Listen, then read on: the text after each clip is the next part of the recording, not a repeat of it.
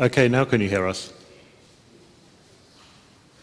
Yes, we can now. Thank you, Savannah. Thank you. Yeah, okay, I'm Paolo Oddo, I'm professor here at the University of Bologna. I am a modeler as well, and in the past I gained also some experience on the observational part. I'm Giulia, I'm a PhD student, so I'm here just for a hearing, and I cannot give any contribute.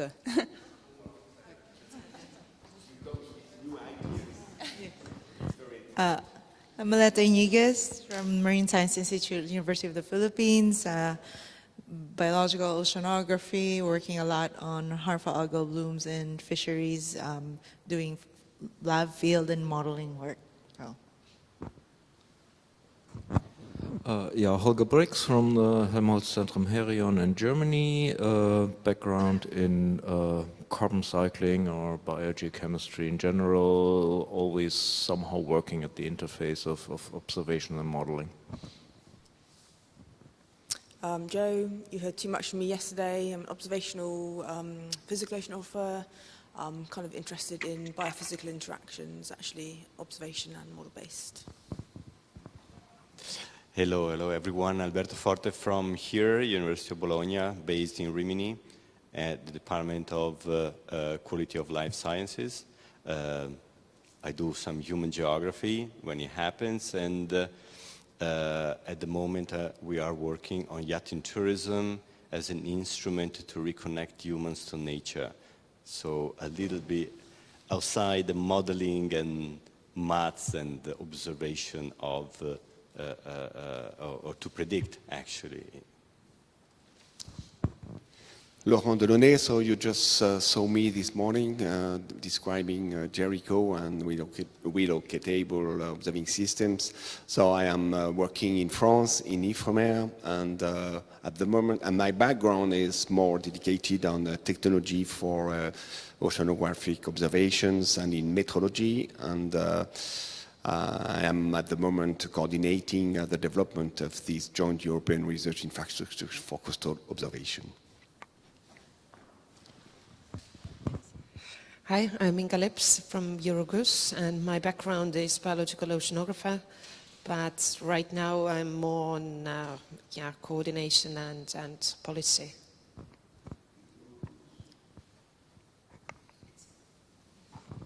Hello. My name is Jérôme Benveniste. I work at the European Space Agency, developing sea level products and hydrology products as well, like river discharge to the ocean.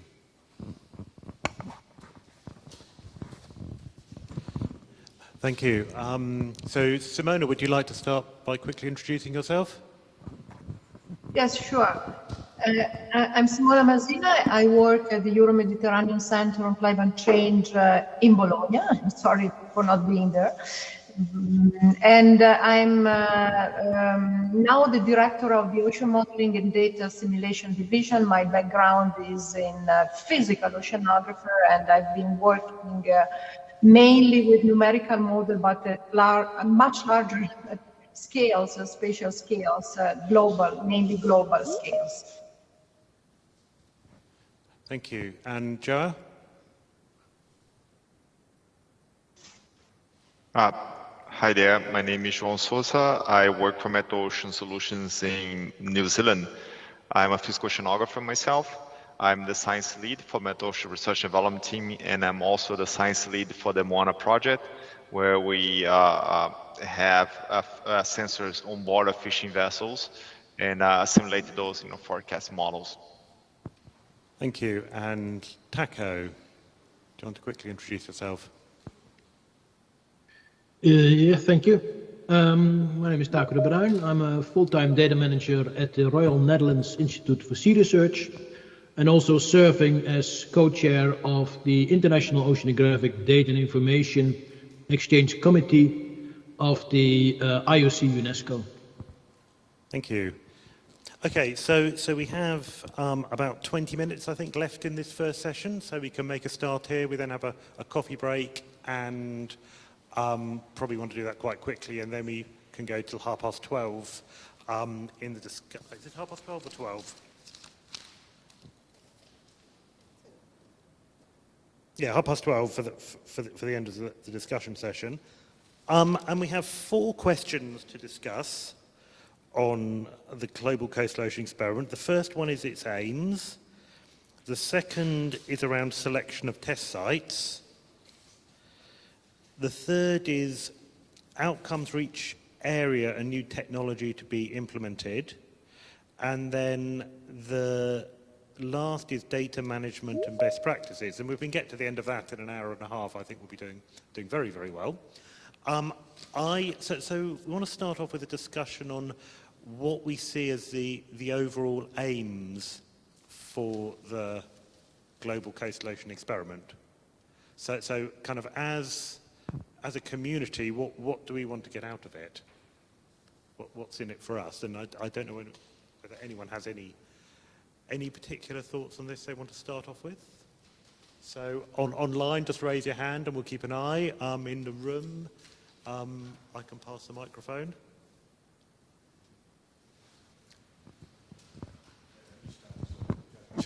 Go for it, Paolo, of course. Yeah, one option could be considering is the collection of individual experiments. The aims could be to identify what are the common features and what are the peculiar features. And so at least at the end of this exercise, have an idea of what is a must for everybody, for every location, and what should be left to the individuals. So identifying a minimum core set of observations, or yeah, okay. In terms of physical processes, interaction, it's not just on observation. Yeah, not just on the instruments that we use, but also on the processes that we need to deal. I don't know, just an example. Probably we come out that resolving the wave current interaction is a must everywhere, or maybe it's not. Or tides is a must everywhere, or not. Or the influence of the land, and so on. Is enough to excite the discussion? Joe, did you want to? No?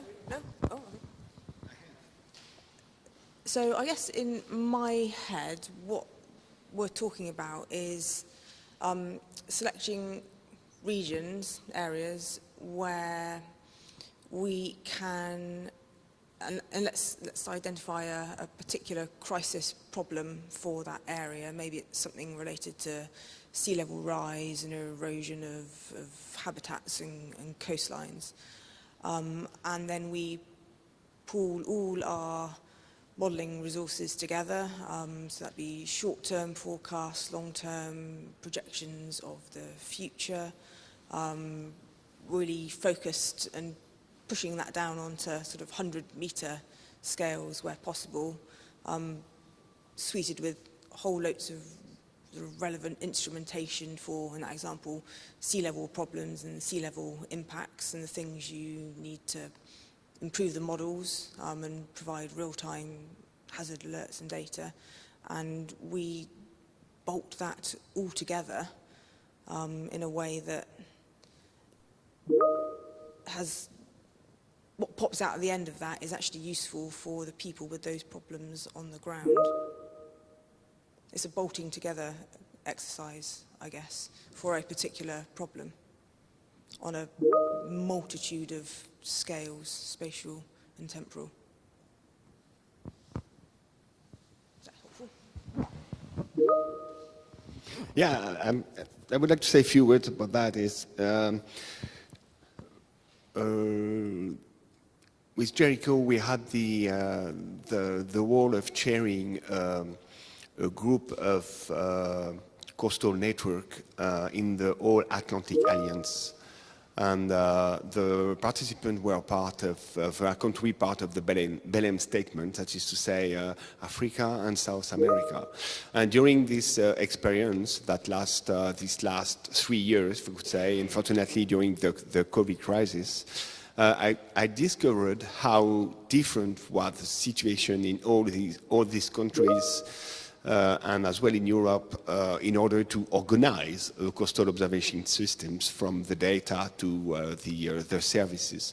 So I think it's a very good emulations between all the participants of the CoastPredict programs in order to emulate peoples to build, to create, to adapt some systems, some services, and some means to the need of everybody, taking into account, of course, the possibilities of every partners in every place of the world, in the coastal areas.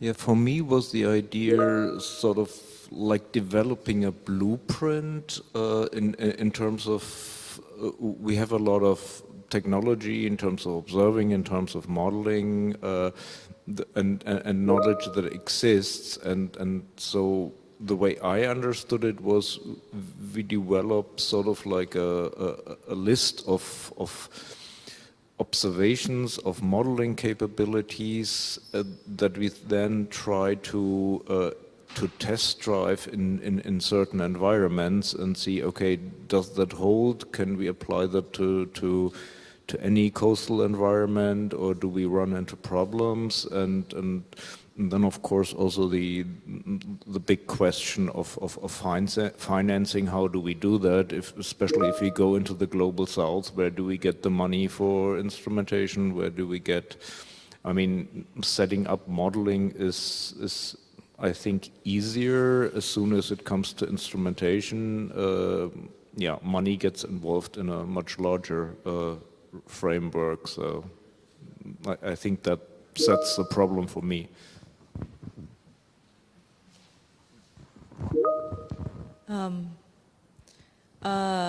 Maybe I'll come from it from the other side. So, for example, if I'm a government agency in some country, or a fisher who wanted to understand, or for example, in the Philippines, we're ramping up mariculture activity for food security. There's a lot of interest now in understanding where to put the cages, the carrying capacity, and so on, but there's minimal technology and capacity to actually do these kinds of studies.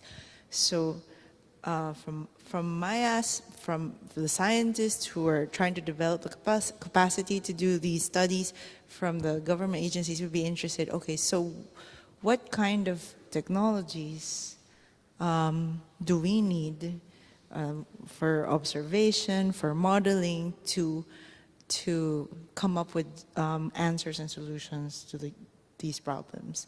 So I guess my side is, from the stakeholder perspective, there would be a thematic toolbox and you have options, and you can understand which of these observation tools, which of these modeling tools are most applicable and appropriate for my concern and for my situation. And I guess wait, there was another one that I was thinking of. I think that was the main one. I forgot the other part, but that was just a toolbox, a thematic toolbox of these kinds of tools, and also how then do we interpret and what's coming out of those tools for my situation.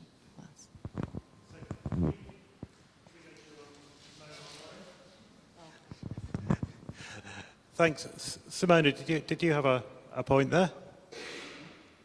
Yeah, thanks. Well, just to add a little piece on this. Regarding the problem of choosing and selecting the sites and the possible locations where this experiment can start with, I maybe I'm wrong, but I didn't hear much about extremes. Well, we heard about sea level rise, storm surges, but there are other kind of extremes. Other kind of extremes.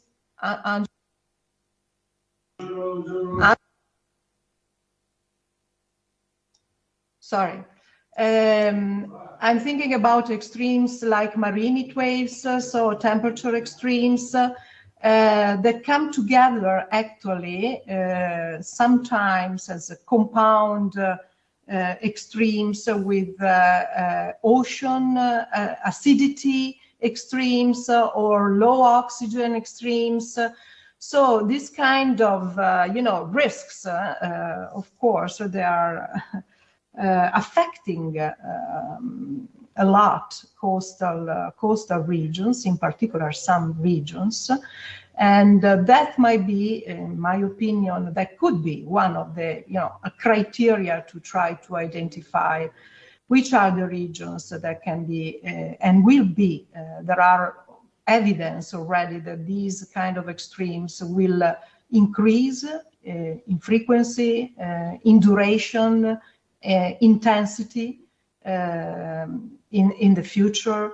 And they are affecting, of course, they have a large impact on coastal economical sectors like aquaculture sites, in particular, also tourism. Yeah, this is just my little piece of thinking. So Simona, are you suggesting we use vulnerability to extremes as a criteria? Yeah. So that we look for regions that cover a range of different types of extremes and are particularly vulnerable to them. Okay. Yeah. Exactly.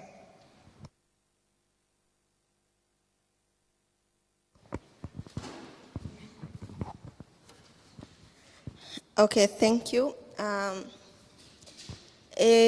the issue of the selection of test sites, what I'm thinking is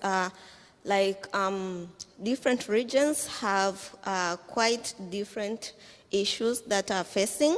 So I would think first of all, we need to identify the burning issues or the critical challenges that are facing each region, and then from the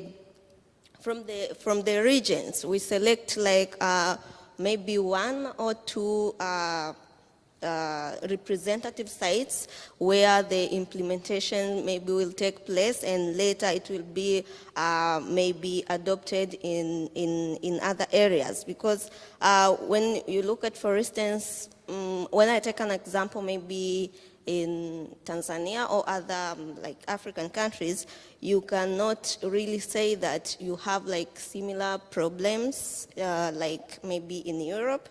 So I think that would be best for every region to have a representative depending on the issues that they are facing.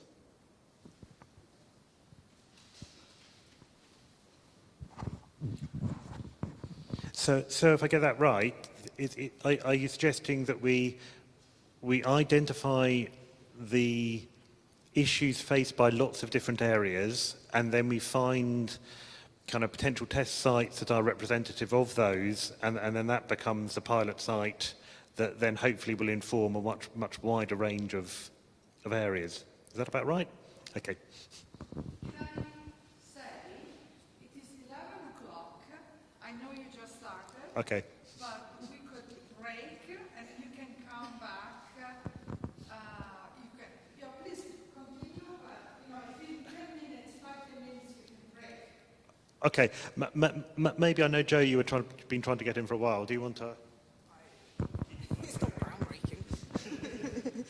I was just thinking things that knit together what Aletta was saying, and then the comments about extremes. And I think that was really nice that using the Philippines example of mariculture was a nice example way to start thinking about things in your description of a toolbox. So if there's an area, let's say the Philippines, and the issues are around mariculture, if we identify all the priority things that need to be done and known relevant to mariculture, and that could range from best sighting of new instrumentations for observing, that could range from wanting to have knowledge of where present day and future extremes might pose risk to that mariculture in the future. That could be heat waves, that could be, well, be different for whatever example you choose. And that is a way that integrates, that is the theme that integrates many, many aspects and picks out, would pick out of a toolbox if we collectively thought we had a big enough toolbox to start with to throw at that region. And in some regions, we will have a big toolbox to start doing that. In other regions, we will have to start from scratch. There'll be... Anyway, coffee.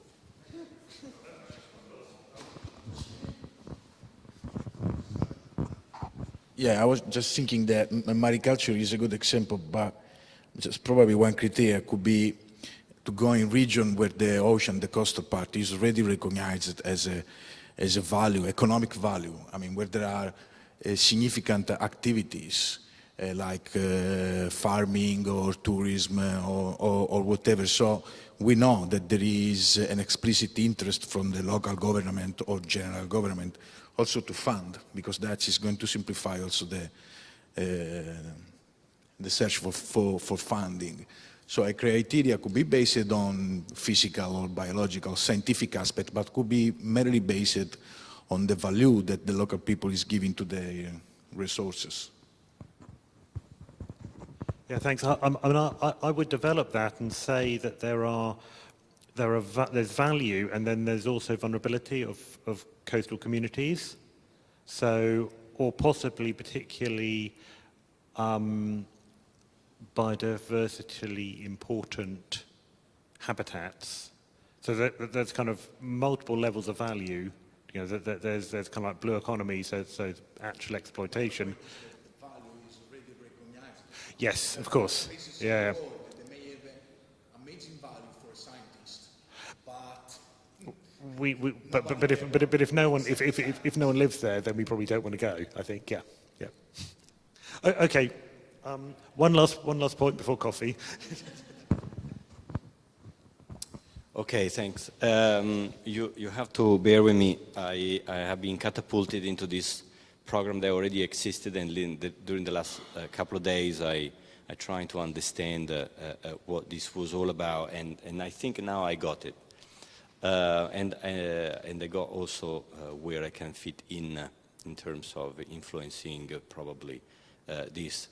Well, I have a background in tourism and in traditional seaside tourism management, both in the north of Europe and in the Mediterranean area. But at the moment, we have been exploring the functioning, really the mechanics of yachting tourism in the Adriatic region.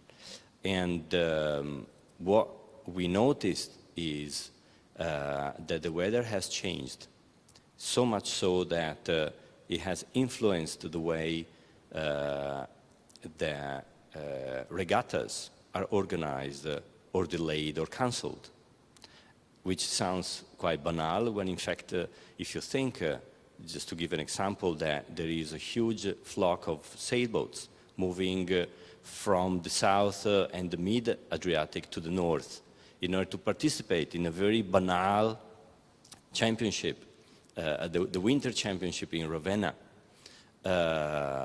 populating the local marina, so filling up empty spaces in the marina. And I participate in this actively as an observer and camouflage as a sailor, but actually I'm doing my study in this way. And what I've noticed is somebody has to do it, they say. And I noticed that out of, let's say, 20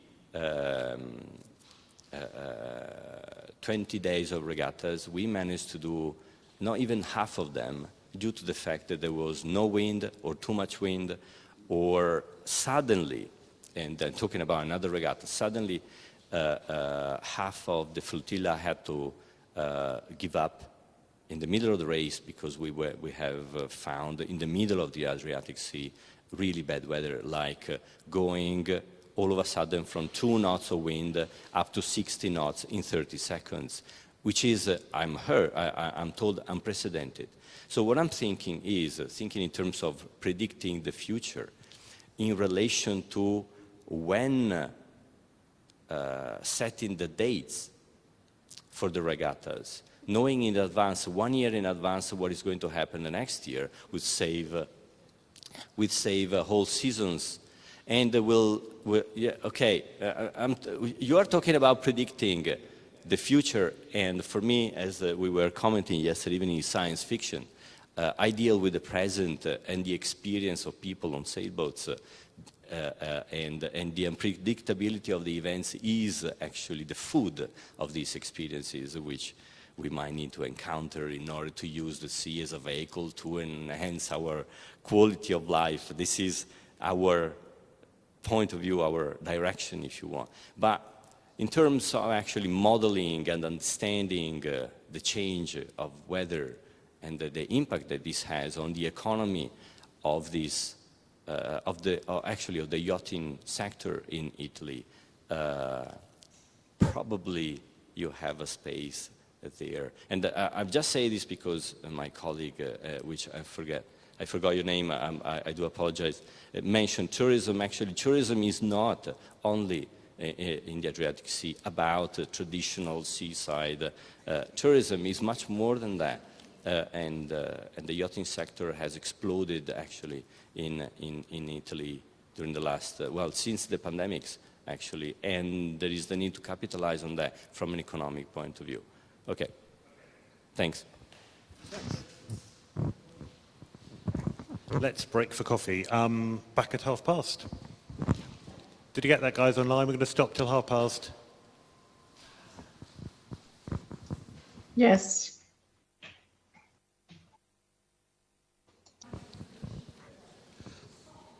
Okay, should we restart this discussion session then? Yeah.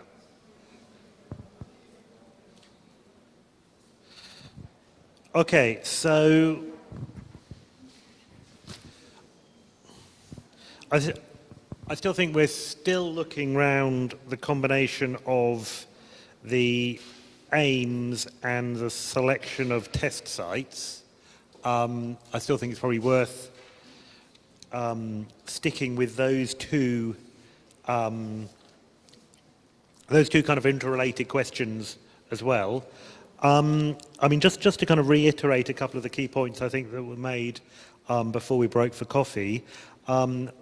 One was the need to kind of match stakeholder needs to a kind of range of thematic priorities and kind of templates of about how you would kind of construct a test site and you know, providing something that might look like a toolbox of, you know, various different approaches for that, including in the identification of the drivers, you know, both mean current conditions and extremes, and those extremes can be in lots of different components.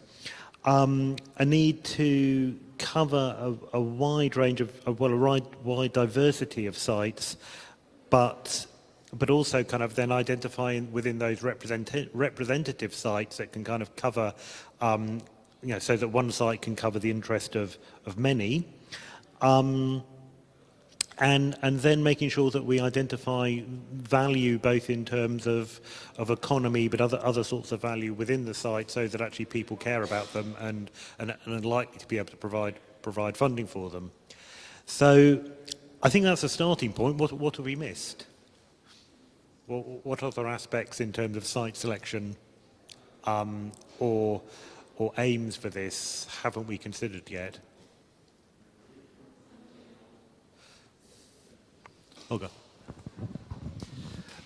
Well, I was wondering about sort of like the metrics that we would need to develop to to actually say, okay, which test sites are actually representative? I mean, would we just basically try to collect as many issues that exist locally and try to make some matrix matching sites to issues, or I was just thinking of how to proceed with that.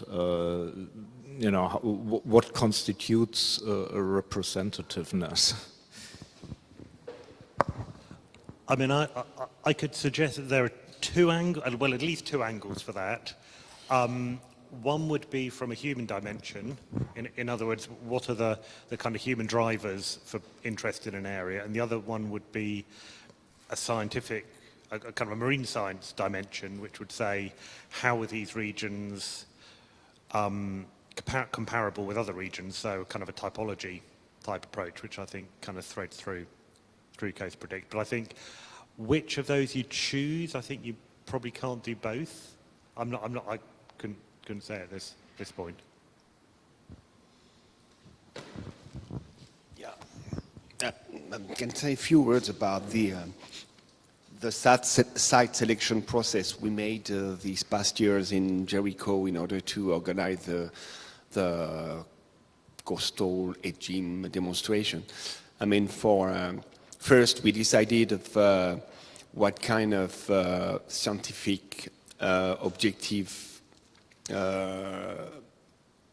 what was the scientific objective we wanted to demonstrate. So we chose to address a biology topic in terms of science, because it was quite challenging, since the equipments, the sensors to address these kind of things are quite a bit with difficulties in terms of operations, calibrations, and so on. So it was quite interesting in order to the achievement. So from these scientific objectives in the site selection process, we had some criteria in terms of what are the expert teams that are in operation in the various sites for this scientific topic, how many countries can participate, and what is the possibility of demonstrating some other criteria. Jericho is involved, like multi-platforms usage, multidisciplinarity, and as well we had some criteria of easiness of deployment, because we are not crazy. We are not going to perform an experiment in a very rough environment. So what are the supporting teams that are close to the site for the deployment, for the maintenance, for the scientific survey during the whole experiment, etc. So we organized a sort of survey among the Jericho community by using some Google spreadsheet templates that all the various teams could fill in, etc., etc., etc. And we had a sort of specific expert panel in the Jericho community that were looking after all the propositions, and we had some, as you said, some sort of indicators, criteria, etc. And we managed to select one location. It's not like in the global experiment to select many of them. So in fact, for the global experiment, for the CoastPredict global experiment, are we going to decide to try to address a specific scientific problems or social challenge or anything else, or many of them? And in function of the topics, maybe there will be some sites dedicated to one topic, some other site to another one. And as well, I think that this experiment must be used to help countries or specific areas where observation is not as much developed as in some other places, so that they could take advantage of the emulations of the whole communities. So must be another criteria, that is to say, gaps, observation gaps, that maybe the global experiment can help to not to solve, but to improve. Don't know. Someone else? I kind of understood that a lot of what you said to start with there was maybe a third bullet to add to what Jason said, and that's the layer of what is feasible and what is practical. So it's the hard slice at the end that you have to make. And it's different from one location to another. I missed the first part, so probably I'm saying something useless or redundant. Thinking of what you said, maybe there is a keyword we can propose that is use the hybrid approach, which means that when we want to identify the challenges for each test site, an hybrid approach could help, which means, for example, from a modeling point of view, using multi-models, using more than one model with a different level of complexity, starting from a... Sorry? Hybrid. So thinking of a transitional system, an estuary area, for example, my idea is that using a hybrid approach also from a modeling point of view would allow to identify the issues, the challenges with a step-by-step, let's say, approach.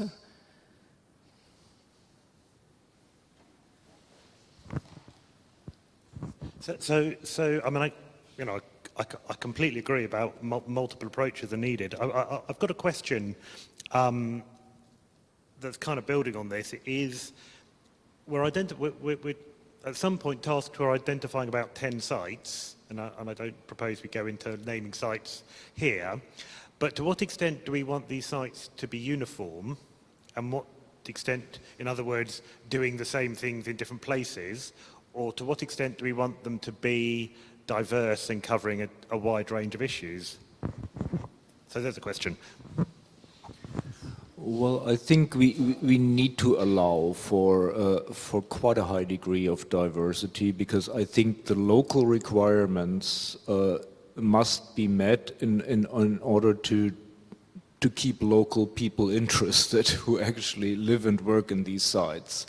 So and these issues will probably differ massively between the different sites, but at the same time I think we need to define some sort of standard program that it would cover everywhere.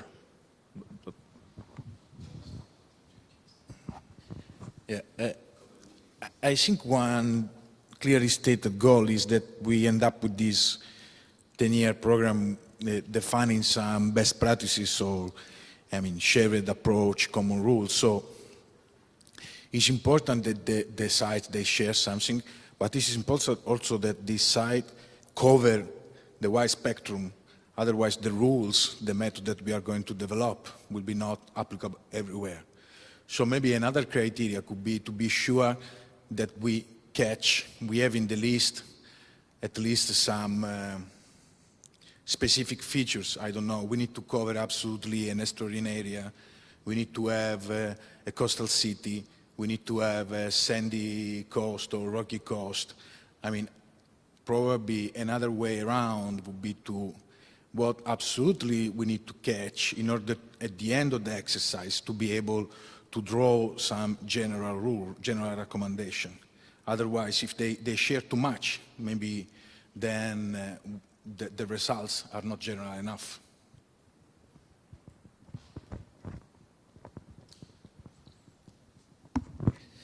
So it kind of suggests that we've kind of got two axes here, and we want to kind of cover them both a bit. That we need diversity because, to some extent, every coastal region is different from every other coastal region.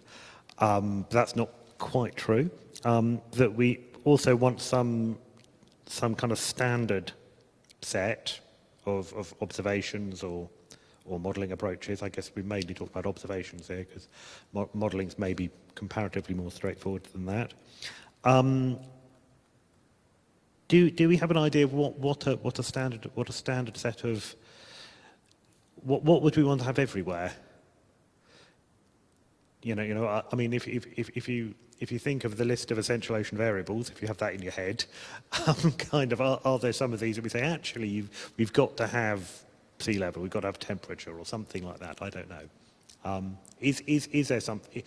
Are there things that we would say actually we need this minimum level of commonality between them, and that commonality is it's got to have a mooring, it's got to have a CTD, or it's got to have a modelling system or something like that? I don't know. Anyone online want to come in on that?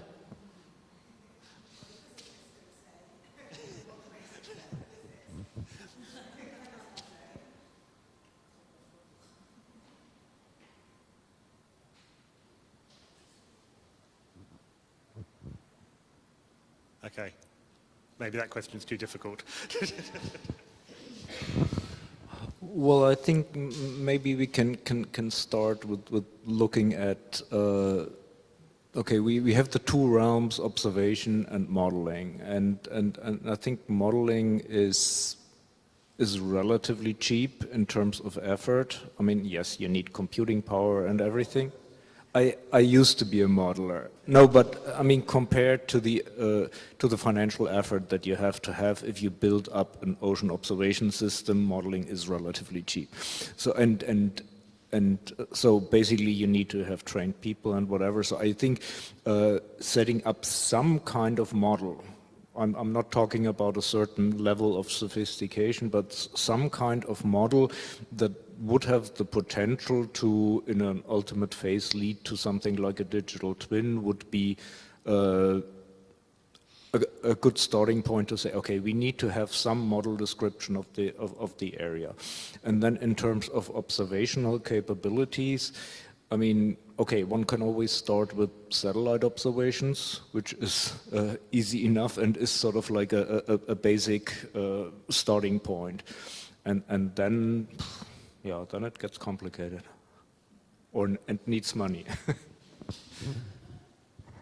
I mean, thinking about this, actually, the gathering a basic set of existing global data from satellites, from global model products, seeing that we're actually talking about a whole value chain here. So, we may naturally focus in on the start of that chain. In other words, the gathering of scientific data, or the production of scientific data, but that can just be a gathering process for what exists, and then feed that into a value chain, which is the digital infrastructure and the products and the engagement as well. So, Alberto, do you want to? Thanks. Thank you. Methodologically speaking, the choice on the choice of the sites. As geographers, we believe in context-specific actions, and so we struggle a lot with generalizations, but I understand that as far as modeling concerned, then the internal validity of what we do is fundamental.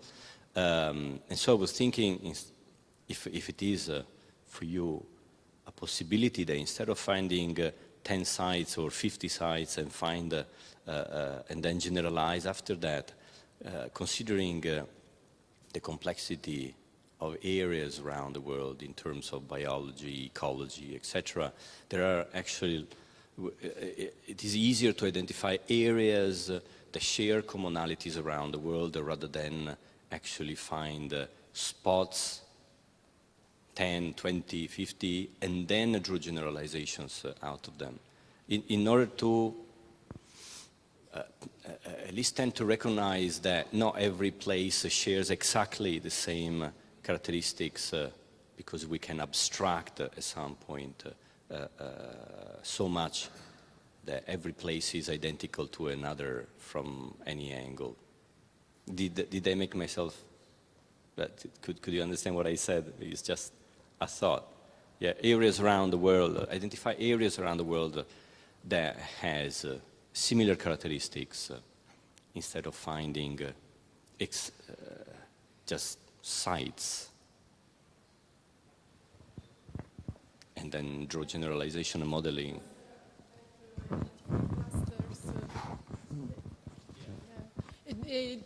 This is also what I had in mind when I suggested the hybrid approach. So try to clusterize in such a way the cities that share features or physical processes. So, for example, thinking of the estuaries, just to give an example, it is also very difficult to generalize the results for the estuary areas because they could be clusterized in several different behaviors. So, again, probably if we have in mind exactly what are the challenges, then we can decide for specific sites, which shouldn't be too general because otherwise it's... They couldn't be too general. I mean, we have also to keep in mind that the results cannot be extended probably as much as we want. Okay, because this is where I'm coming from. There is a difference between areas like the French Polynesia and the Adriatic Sea. Not only in terms of ecological systems nested within systems, but actually from the way the humans relate to the sea. There is a complete different approach, really. There is a history of difference there in the way that people relate actually to the marine environment. If you want to bring the human dimension into this as well. So you can look at the Mediterranean and say, okay, historically the Med area has a particular type of relationship between humans and the sea, and therefore there has been an approach to transforming coastal areas that you cannot find in French Polynesia, obviously, or in Micronesia, even more so. Okay, so. Or when you say that the approach is the human connection is different, what do you mean exactly? You mean the way, for example? Okay, I give you an example. Yes, thank you for this. I give you an example. People living in Micronesia, and I know this not by direct experience, but because I only read about this. Find being at sea during a very, how do you call it in English? A strong meteorological event, yeah? A storm. Thank you. Thanks for that. Yeah, they find being at sea safer than being on land. Well, in the Adriatic Sea, you find yourself safe when your boat is docked at the harbor rather than when you are in the middle of the sea, especially in the Adriatic, because the Adriatic is very shallow compared to the Tyrrhenian Sea, and therefore the waves are much higher and they are choppy. So one after the other, instead of being long, as you can find the long way in the Atlantic, okay? And obviously, if you think just these two images, Micronesia, people go at sea during a storm, Italians stay at home and put some logs on the fire. Okay, so this is the human dimension. And when you think of spotting spots, actually, to be included in this exercise, then in my head it's easier to identify areas rather than exact spots. They share around the world the same characteristics or similar characteristics from a lot of dimensions, including the human, if you want. We have someone online with a. Simona, did you want to come in there? Well, yes. Hi. I would like to go back a little bit to the comment about the cheapness of models. Oh, yes. Well, being being a modeler, probably a little bit biased, but I tend to disagree with this statement, especially in this context, because I see this opportunity, I mean, this CoastPredict as an opportunity to put together different modeling communities. So we might be in a position when we have most of the elements, modeling elements that we need to tackle, the objectives of CoastPredict. I mean, physical models, biochemical models, hydrodynamic models, sediment models, all these kind of things. But it's really the link between all these components that we are still missing, and that is fundamental, I think, to address the questions that we are talking with. So this is not cheap at all. I mean, I'm not talking about computational resources, but it's not cheap in the sense that it's demanding to put together communities that are starting to interact.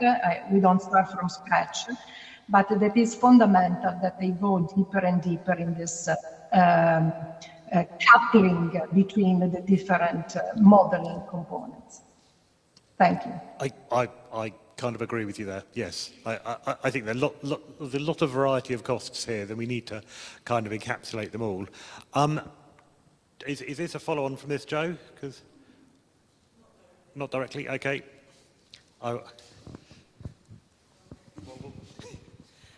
just thinking about training and long-term, future, sustainable aspect of something that you work hard to put in place. Is a criteria for thinking about where we select the readiness and ability, or can be made able, of those local areas to actually deliver training, maintain training, and ultimately sort of take on responsibility and running and ownership of what is being put in place. And I'm speaking well out of range of things I already know about, but you'd want all that effort to be kept going, and in some ways a lot of what is put on the ground will need to be kept going by the people that actually live there.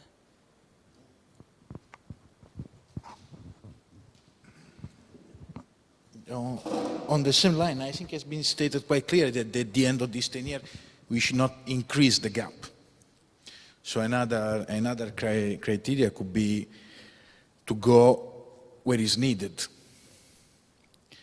in order to reduce the gap, and not, I mean, I fully agree that we need to exploit existing facilities, so it would be easier to go where there is already something and complement and make it perfect. But probably we also need to keep in mind that there are places that they have a need, and that is related also with education and all this stuff. So this kind of leads into a slight reframing of the question that I think might be helpful here, and this is kind of getting down to practicalities and saying, you know, whilst we can talk in generalities about how we would like to, you know, produce a selection system and identify, you know, a set of you know, 10 or so test sites. The reality is that these sites, if they are to occur, will occur either based on existing sites and existing effort, or will require new streams of funding and resources, which will then either be gathered from national or international schemes, and you know, we know in our heads a list of these schemes available. So it might be worth kind of trying to triangulate our thoughts as to kind of what are the what's the, you know, on one axis we have the ideal, and on the other axis we have the kind of the practicalities of implementation, how can we kind of get those two things to marry up? And I really do hear the point that you know, we don't want to just go where there's existing capability. So then that says, how do you generate resources to go to the other places where there isn't the capability? And on the ideal, there ought to be. So I don't know whether people have any thoughts on that one. I appreciate it's quite a tough one.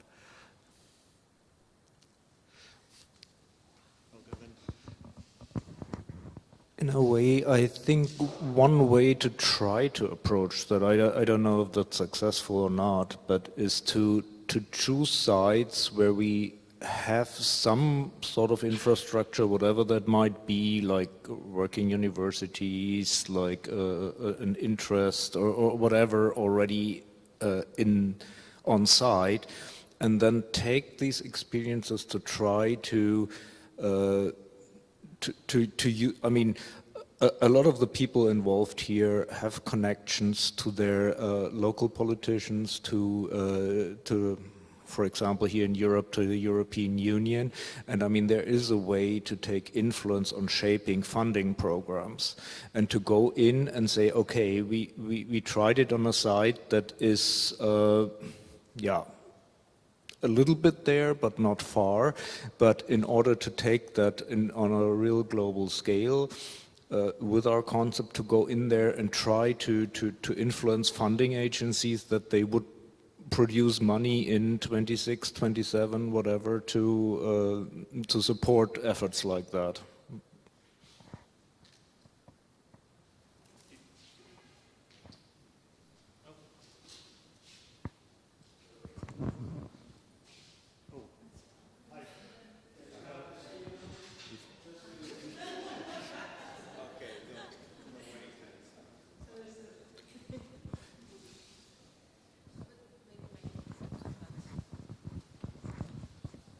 We have been mentioning here that there are probably a lot of sites where we have the capabilities and the good capabilities, but are these capabilities always used 100% that we have there?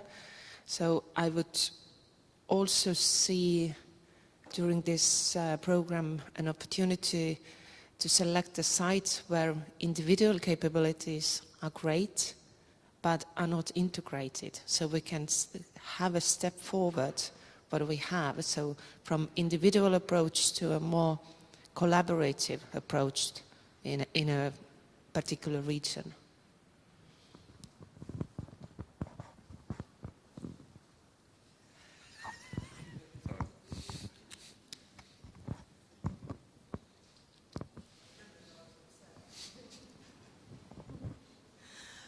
We might also be faced with the realities of joint international funding streams dictating where you can collaboratively go and work. If there are joint calls between the US, Canada and the UK, those funding agencies get together and say we will fund research along these lines in these kind of geographical locations. The funding opportunity is there, and it narrows down your site selection to be able to go and do that. Similar for European calls, perhaps.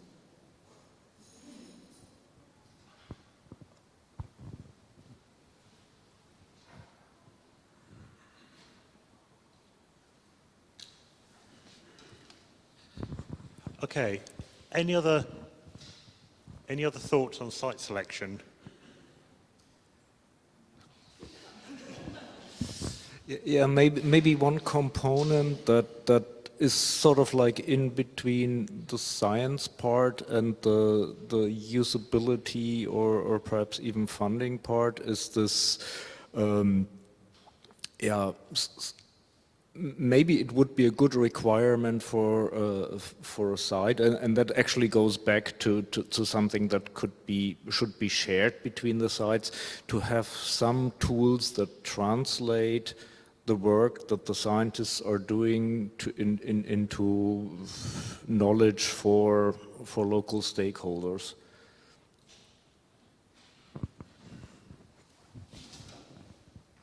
Yeah, I completely agree. I mean, this is kind of going along the value chain that we haven't really touched. Do we want to talk about anything more about that element of the value chain? Because we've kind of very much focused on kind of science data production.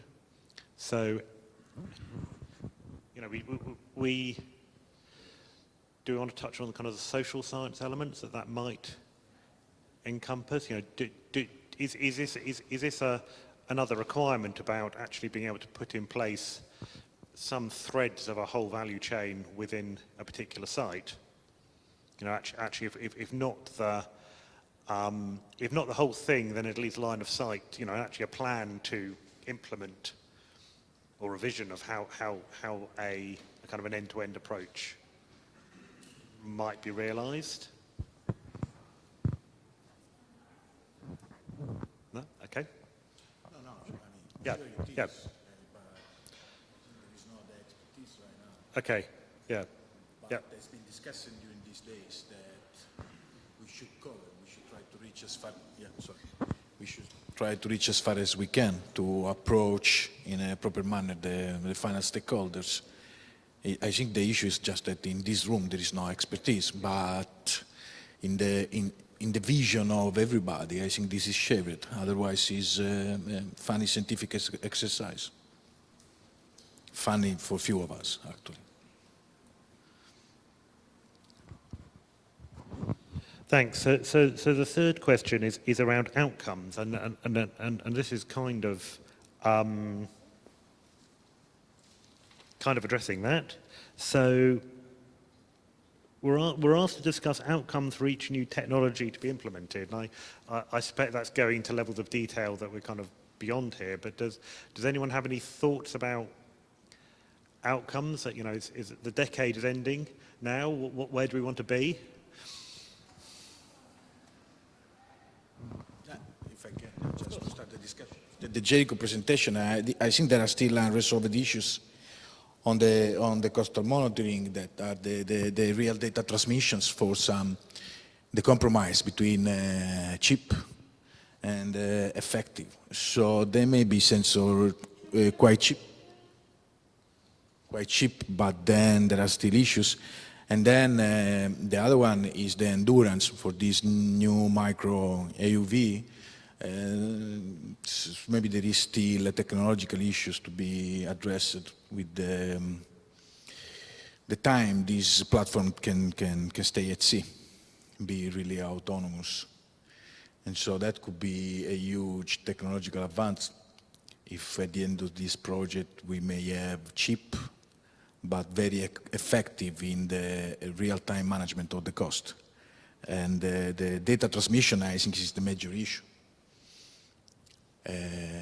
Because increase the costs, if you need to go at the buoy and recover the data and delay all the information. So is the point here that actually this exercise in CoastPredict will drive forward technology development that will facilitate it into the future beyond the decade on these areas?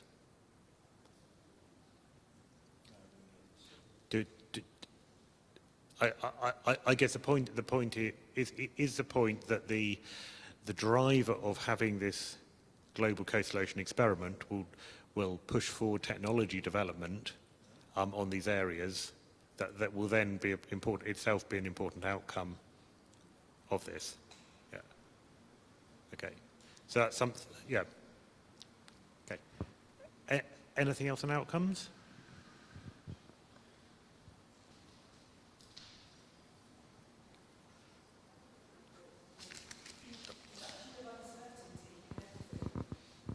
Okay, Joe said reduction of uncertainty in everything.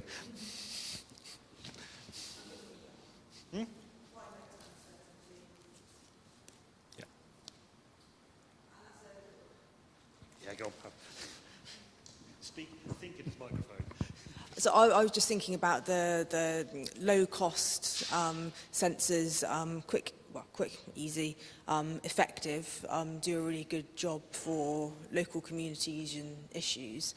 that's potentially a different kind of tech development and outcome than you might want for sustained observing that helps with climate change detection, trends, variability, where certainly open ocean communities are really pernickety and precise about exactly the quality of the data that is used. So maybe if we think about new observations and observing in coastal regions and setting that up for long-term trends, that's maybe you take a slightly different approach to low-cost, effective tech, quick, easy to install on the ground. Just to throw that out there.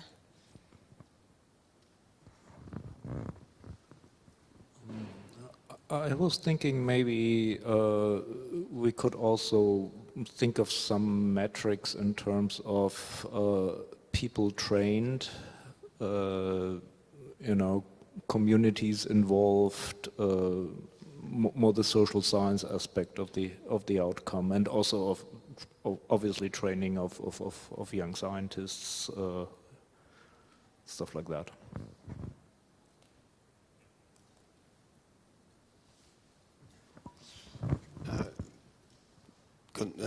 About the technological development that could be addressed, or I was wondering for this coastal global experiment, for how long the system would be deployed under these initiatives. I mean, what is in mind? Because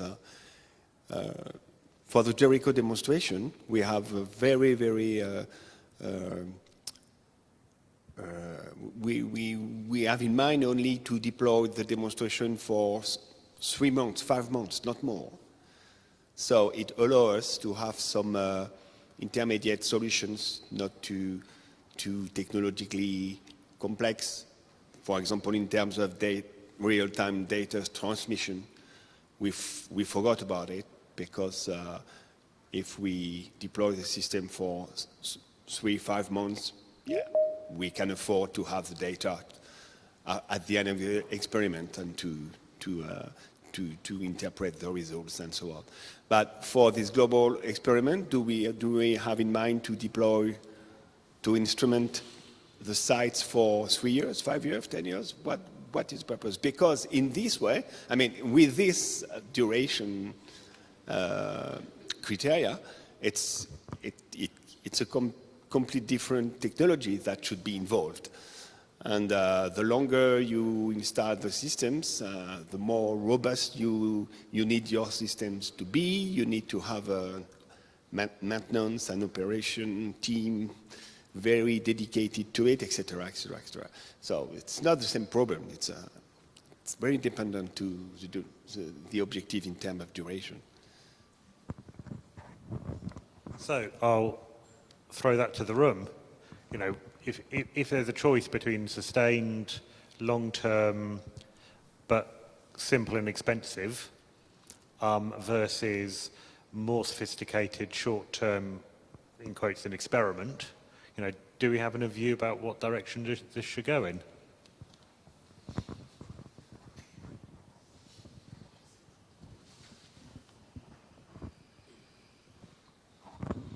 Well, I mean, my dream obviously would be something like the World Meteorological Organization has for weather monitoring and forecasting, to have something similar for coasts and coastal resilience.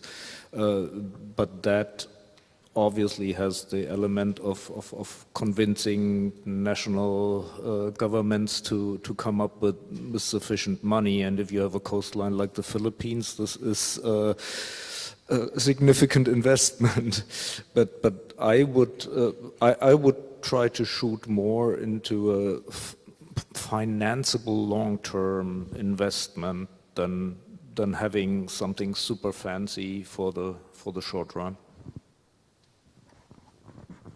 Yes, that's definitely a large investment for them.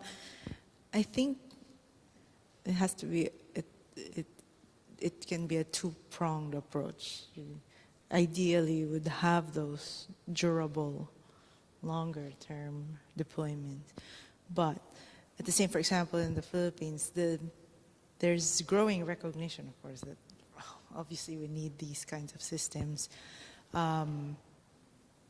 But I think in order to strengthen that recognition and the willpower, or for politicians especially, for the government to invest more, maybe more, there's also the shorter term deployments can be used as proof of concept, right? It's like this is the benefit of having these kinds of observations. So we need to then invest more in them. So we need, I guess that's for us at least to show that there's a need for the more durable systems, but also have those more shorter term deployments that can be used immediately.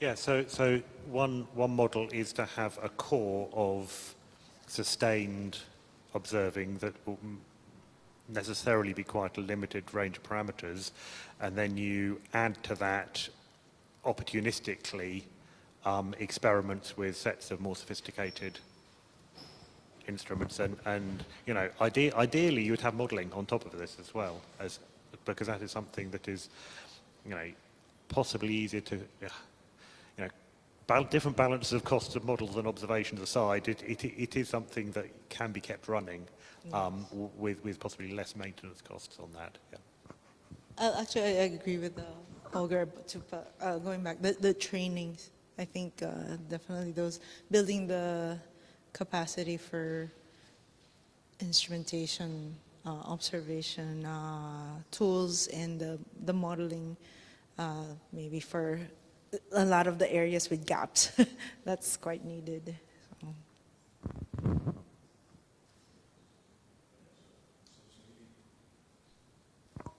A little bit detached from that, I mean, your previous, if we have in mind some variables that need to be monitored. I'm just thinking that we never mentioned the acoustic part, that in the coastal area it may be quite relevant, the acoustic pollutions.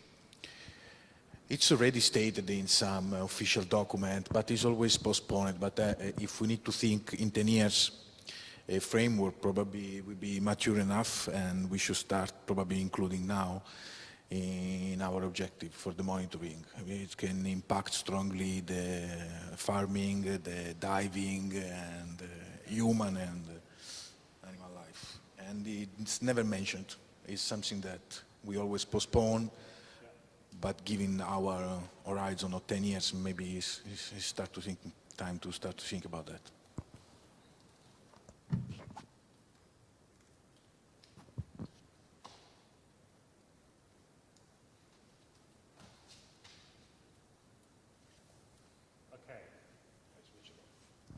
Okay. So the last point in the last 5 minutes,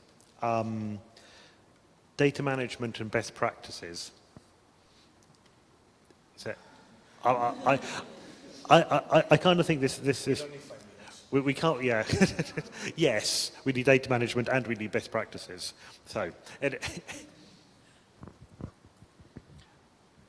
okay, I kind of detect an energy low. I think we've kind of got through an awful lot here, but does anyone have any points which they kind of wanted to have said and haven't said? Joe?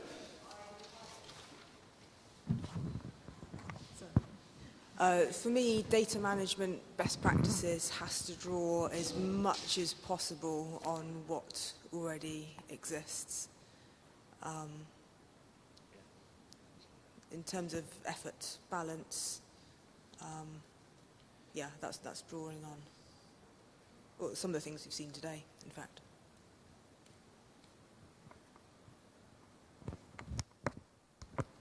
Okay, any other last points, anything else someone hadn't said, wanted to say? Anyone online want to chip in with anything?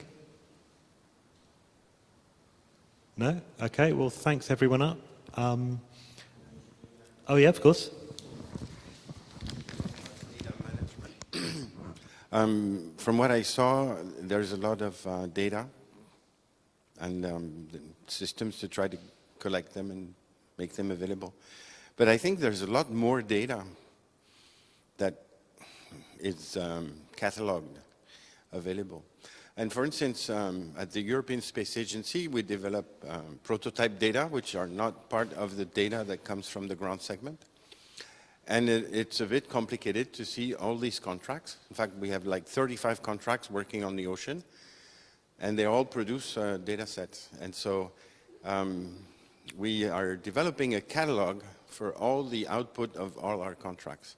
One of the contracts I run is the hydro coastal, and it is producing level 2, level 3, level 4 data of the coastal ocean level, sea level, sea surface height from the altimeter, and also river discharge, and in fact river level at level 3, and time series of river levels near the coast at the estuary, and the level 4 product, which is river discharge, which is not from just altimetry, but a lot of information that is needed. But this data is on the website, and it says, if you're interested in this data, you can come and take it. We'll give it to you. And if you're interested in more region of interest that we've done all throughout the globe, tell us which one, and we'll do more, and so on. And so it's a bit craft work. It's hard to get everything. And so we're pushing to get this catalog where all the output of what we've invested in with different themes, like the ocean, for instance, or the inland water, is available in one catalog. But then this data is prototyped. And so then it's all different. It's using NetCDF most of the time, but then the metadata is not so clear and so on. So there's a big effort to see how you could benefit from other data, which is not in the systems which are hosting the data right now, to which CoastPredict is plugged into. And I'm at disposal to help get familiar with these additional data. Like, for instance, the altimeter data near the coast from the hydrocoastal project, and much more. River discharge, we're trying to get a long time series, like 25 years, through our climate change initiative. So this is something that started. But it's 20 years of development of getting river level available. And so I saw a lot of interaction between rivers at the estuaries or the delta and the coastal zone. And I'm pushing that this gets done. But then we need some effort to shape the data, maybe in co-design. We work in phases, and maybe the next phase is CoastPredict tells us exactly what kind of data, how it's supposed to be delivered. If it has to be processed by the people from different places in the world, or if we can send it to them because we know how to process it.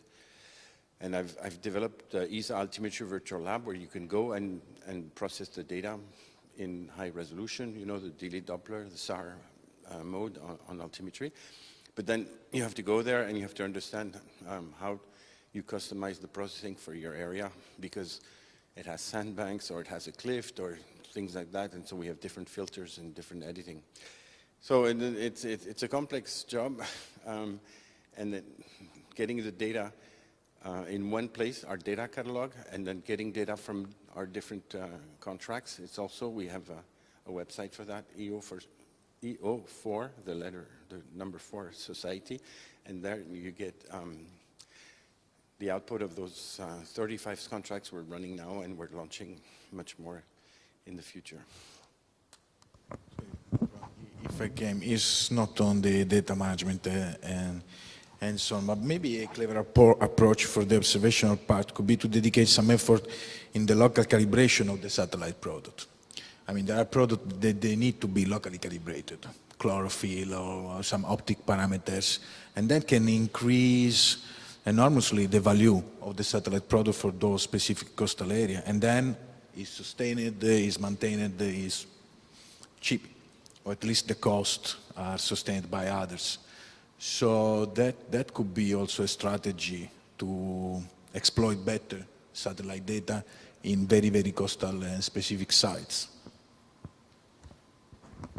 We don't get any data out without a calibration validation phase, a validation plan document, which is available on the website of the project, and a validation report. And we produce uncertainty on the variables that we produce. So that job, we are in charge of that, making sure that when we go from electrical counts or electromagnetic signals received in an antenna on board a satellite and the level 2 geophysical product, there is a validation phase. And we have quality working groups for each of our missions that do that. What we are looking for is people on site that has additional data, in situ data, like from buoys or GPS receivers or things like that, that could help us, because that also is really hard to get, the in situ data, especially in the hydrology world. The people who have river levels or river discharge values, data, measurements, they don't give it away. WMO has been pushing for a long time, in the WICOS and so on. And so if people involved in CoastPredict has in situ data that could help calibrate, we are open to get it on board. Taco, do you want to come in there online? Sorry to keep you there. Yes, please. I can only see you from the back, so what the colleague from the space agency just said, I want to react to that. Please get in touch with Lucy Scott, because that's exactly what you probably should do. And the Ocean Info Hub project is meant to deal with very diverse types of data, and would require a minimum amount of work to add schema.org tags to make all the data available, even if it's very different, very diverse types of data. So again, please get in touch with Lucy Scott and so that Lucy can inform you how Ocean Info Hub can help you get the data from the space agency available. Okay, thanks very much. Holger, a last point. Yeah, I'm coming from the other side of data. Just a little note on experience that we had in Ghana. That there is a lot of data out there in local agencies, in government agencies that are existing in some Excel sheets or whatever, but are not in databases. And there's quite a few things that probably some data archaeology is probably the first step if you go into a new site.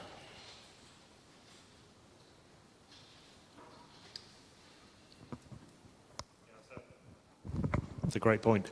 Well, thank you, everyone. I think it's been a great discussion. I think me and Aletta now have half an hour to kind of write something up to present this afternoon. So you guys are all free to do what you like, really.